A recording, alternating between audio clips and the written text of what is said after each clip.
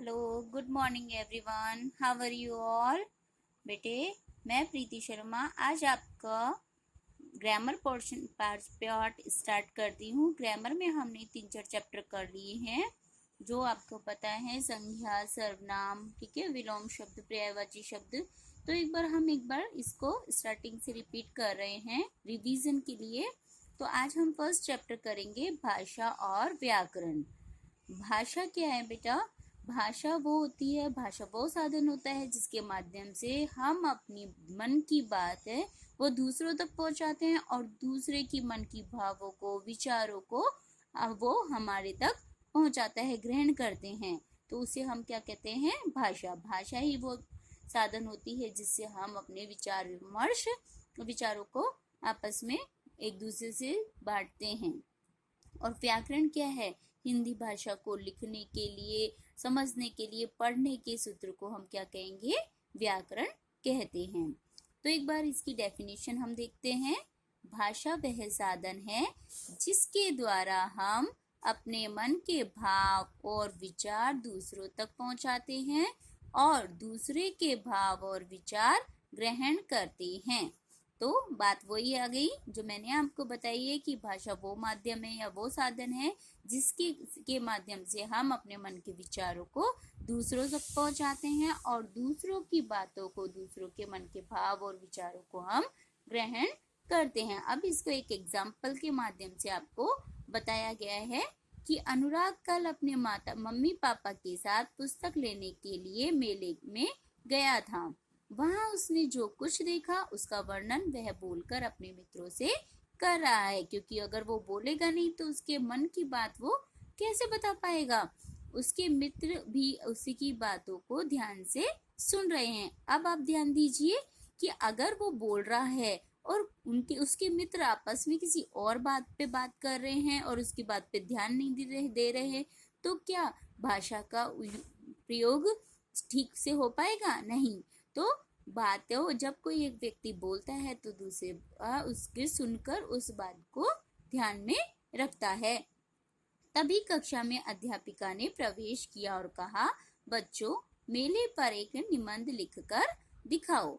आपने देखा, अपने मन के विचारों को प्रकट करने के लिए तथा दूसरों की बात को समझने के लिए हम जिस माध्यम का प्रयोग करते हैं वह भाषा होती है। इस प्रकार हम कह सकते हैं कि भाषा वह माध्यम है, भाषा के माध्यम से हम अपने विचारों का आदान प्रदान करते हैं, कि भाषा के द्वारा ही हम अपने विचारों को एक दूसरे से आदान प्रदान मतलब आदान देना, प्रदान मतलब ग्रहण करना। तो भाषा के बेटे भेद, भाषा के कितने भेद होते हैं? भाषा के मुख्य रूप से 3 भेद होते हैं। भाषा के 3 भेद होते हैं। कौन कौन से? मौखिक, लिखित और सांकेतिक। मौखिक भाषा हम किसे कहते हैं? आइए देखते हैं। मौखिक भाषा ऑरल लैंग्वेज कौन सी होती है? मन के विचारों को बोलकर प्रकट करना, मुख से बोलकर प्रकट करना तथा दूसरे के विचारों को सुनकर समझना। कोई बोल रहा है और हम उसकी बात सुन नहीं रहे हैं तो बात नहीं हो पाती, तो उस बात को ध्यान से सुनना और समझना भाषा का मौखिक रूप कहलाता है। जैसे दादाजी टेलीविजन पर समाचार सुन रहे हैं तो दादाजी टेलीविजन में जो समाचार आ रहे हैं उनको ध्यान पूर्वक सुन रहे हैं और समझ रहे हैं। राहुल और स्नेहा गाना सुन रहे हैं, वो कोई गाना बड़े ध्यान से सुन रहे हैं। लिखित भाषा, लिखित भाषा मन के विचार को लिखकर प्रकट करना तथा पढ़कर समझना। मन के विचारों को लिखकर, अपन कोई भी पत्र लिखते हैं या कोई ईमेल भेजते हैं तो उसमें हम क्या करते हैं? लिखकर सेंड करते हैं दूसरे को, और दूसरा क्या करता है? पढ़कर उसे समझता है। वो भाषा का कौन सा रूप कहलाता है? लिखित रूप कहलाता है। जैसे राहुल अपना गृह कार्य कर रहा है, अब राहुल ने गृह कार्य करके टीचर को दे दिया तो टीचर क्या करेगी? उसे ध्यान से पढ़ेगी, क्या कहाँ गलती की है, कहाँ उसने ठीक किया है, तो उसको ध्यान से पढ़ना भाषा का क्या रूप कहलाता है? कौन सा रूप कहलाता है? लिखित रूप। स्नेहा अपनी सहेली को ईमेल कर रही है, वो उसकी सहेली ईमेल पढ़कर उसका आंसर करेगी। समाचार पत्र, पुस्तक तथा पत्र आदि में भाषा के लिखित रूप का ही प्रयोग किया जाता है। समाचार पत्र, न्यूज़पेपर जो हम पढ़ते हैं उसमें भी भाषा लिखित रूप में होती है। पुस्तक जो हम पढ़ते हैं उसमें भी पढ़ के तो वो भी एक भाषा का कौन सा होता है, लिखित पत्र, मतलब चिट्ठी जो लिखी हुई होती है वो भी क्या होता है, भाषा का लिखित रूप होती है। ईमेल वगैरह जो हम देखते हैं, व्हाट्सएप वगैरह पे जो मैसेज आते हैं वो सब भी भाषा का लिखित रूप ही कहलाते हैं। सांकेतिक भाषा, साइन लैंग्वेज दूसरी। अब नेक्स्ट है हमारी सांकेतिक भाषा। तो सांकेतिक भाषा क्या कहलाती है, जैसे सांकेतिक मतलब इसमें वर्ड छुपा हुआ है, एक साइलेंट वर्ड है संकेत। संकेत मतलब किसी को इशारा करना। तो जो बातें इशारों के माध्यम से होती है, संकेतों के माध्यम से होती है, उसे हम संकेतों के माध्यम से प्रकट की जाती है, उसे हम क्या कहते हैं, सांकेतिक भाषा कहते हैं। इसकी डेफिनेशन देखिए, मन के भावों को इशारों या संकेतों के द्वारा प्रकट करना भाषा का सांकेतिक रूप कहलाता है, जो मतलब इशारों के माध्यम से बताना। अब देखिए यहाँ पे ये लड़की इस बच्चे को क्या इशारा कर रही है, फिंगर रखकर लिप्स पे, कि चुप रहिए। यहाँ टीटी हरी झंडी दिखाकर ट्रेन को क्या संकेत दे रहा है, कि वो अब आगे जा सकती है। तो माँ अपने बच्चे को चुप रहने के लिए संकेत कर रही है कि आपको अब नहीं बोलना है, चुप रहना है। और टीटी हरी झंडी दिखाकर रेलगाड़ी को आगे जाने का संकेत दे रहा है। बच्चों, जब आप सड़क पर चलते हैं तब आपको कुछ चिन्ह दिखाई देते हैं। ये चिन्ह भाषा के क्या वे सांकेतिक रूप होते हैं। संकेत दिखाते हैं कि जेब्रा क्रॉसिंग है, आपको चलना है, नाउ अब स्टॉप होना है। यहाँ वो इस जैसे आपने देखे ना कि नो पार्किंग का भी मार्क लगा हुआ होता है, तो हम अपने आप ही वो रूल्स रेगुलेशन देखकर अपने आप समझ जाते हैं कि हमसे कोई क्या कहना चाह रहा है। बच्चों, ऐसे तो कुछ संकेत हैं जिनका प्रयोग हम केवल आमने सामने रहकर ही कर सकते हैं। दूर बैठे लोग अपनी बात कहने के लिए किसी अन्य साधन की आवश्यकता पड़ती है, इसीलिए भाषा बनाई गई है। मतलब ये सांकेतिक भाषा क्या होती है, जब हम सामने हैं, किसी के आमने सामने हैं, तो संकेतों का प्रयोग कर सकते हैं। अगर हम अलग दूसरे रूम में हैं, हम उनको देख ही नहीं रहे, तो वहां सांकेतिक भाषा का प्रयोग हम नहीं कर पाते हैं। इसके अलावा अन्य भाषाएं जो हमारे भारत देश में बोली जाती है, पढ़ी जाती हैं, वो भाषाएं कुछ इस प्रकार हैं। भारत में पढ़ी व बोली जाने वाली कुछ प्रमुख भाषाएं हिंदी, गुजराती, मैथिली, बांग्ला, कन्नड़, संथाली, तेलुगु, मलयालम, कश्मीरी, मराठी, उड़िया, सिंधी, तमिल, पंजाबी, कोंकणी, उर्दू, असमिया, संस्कृत। तो ये लैंग्वेजेस हैं जो हमारे भारत देश में बोली भी जाती है और पढ़ी भी जाती हैं। इसके अलावा भाषा के अलग अलग रूप जो स्टेट वाइज होते हैं, जैसे राजस्थान में राजस्थानी बोली भाषा बोली जाती है, ब्रज देश में ब्रज भाषा बोली जाती है, और बिहार में बिहारी, अवध की तरफ अवधी है ना, पहाड़ी क्षेत्रों पर पहाड़ी बोली बोली जाती है, और भोजपुर की तरफ भोजपुरी बोली बोली जाती है। तो ये भाषाएं अलग अलग होती हैं। हिंदी को हमारे देश में राष्ट्रभाषा कहा जाता है क्योंकि ये हमारे देश की लगभग 12 राज्यों में बोली जाती है। राष्ट्रभाषा क्यों कहा जाता है, क्योंकि ये 12 देशों में राज्यों में बोली जाती है।